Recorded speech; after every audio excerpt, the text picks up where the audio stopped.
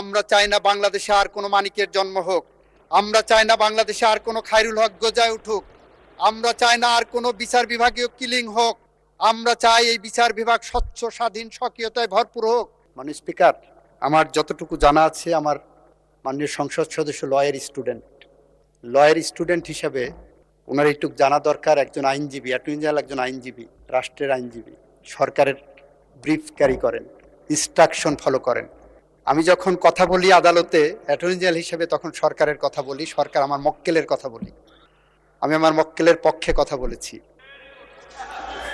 মাননীয় স্পিকার, ওই সরকারের পাবলিক পলিসি হলো, প্রত্যেকটা ল হলো একটা পাবলিক পলিসি। ওই সরকারের পাবলিক পলিসি ছিল এই অধ্যাদেশ জারি করা। সেই পাবলিক পলিসি সরকারের যেটা ছিল, আমার মক্কেলের পক্ষে কথা বলেছি। আমি এখন এই সরকারের মন্ত্রী, এই পার্লামেন্টের সংসদ সদস্য। আমার সরকারের পাবলিক পলিসি হলো বিচার বিভাগে নিয়োগের ক্ষেত্রে সম্পূর্ণরূপে স্বচ্ছতা, জবাবদিহিতা, যোগ্যতার মানদণ্ড নিরূপণের জন্য আমরা নতুন করে পদক্ষেপ গ্রহণ করব। যে অধ্যাদেশের কথা ওনারা বলছেন, ওই অধ্যাদেশের ডিফেক্টটা কোথায় শুনবেন মাননীয় স্পিকার? উনি আর্টিকেল 95(2)C পড়েছেন।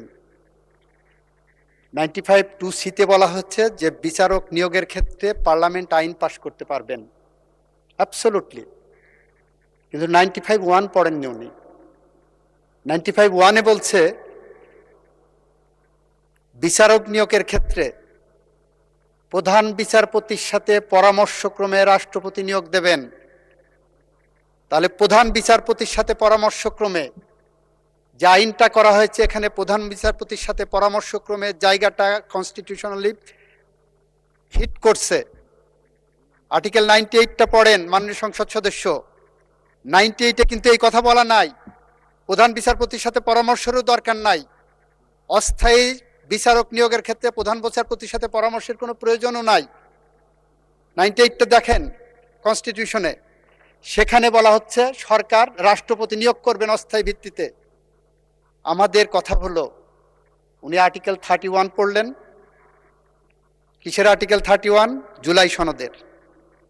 জুলাই সনদের আর্টিকেল 31-এ আপনারা বলছেন একদিকে বিচারক নিয়োগের জন্য সংবিধান সংশোধন করতে হবে, আর একদিকে এই বিলের বিরোধিতা করছেন। সংবিধান যদি সংশোধন করতে, আপনারটাই ধরে নিলাম, সংবিধান আপনি দেখেন article 31 of the July charter, আমি পড়ি আপনাদের সামনে কি লেখা আছে।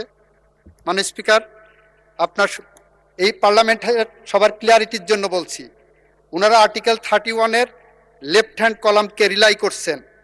লেফট হ্যান্ড কলামে আছে, সুপ্রিম কোর্টের বিচারক নিয়োগ সংবিধানে এরূপ যুক্ত করা হইবে যে সুপ্রিম কোর্টের বিচারক নিয়োগে প্রধান বিচারপতির নেতৃত্বে একটি স্বাধীন বিচার বিভাগীয় নিয়োগ কমিশন গঠন করা হইবে।